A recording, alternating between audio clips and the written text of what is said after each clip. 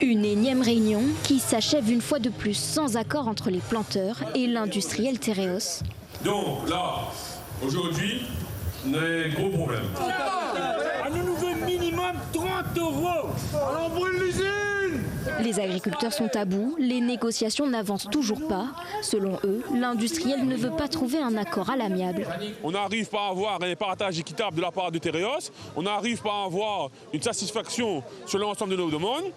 Au niveau des planteurs, au niveau de l'État, au niveau des romiers, au niveau d'Albioma, au niveau donc de 90% des acteurs de cette filière, on essaye d'arriver à des consensus plus ou moins gagnant-gagnant en fonction des dispositifs mis en place. Mais le problème, il reste et persiste toujours l'industriel sucrier qui est là pour manger les subventions et qui n'arrive pas à mettre 1 € sur la table. Je trouve ça honteux de mettre en doute la parole d'un préfet, la parole d'un DAF et même demain la signature peut-être d'un ministre s'il y avait lieu d'être.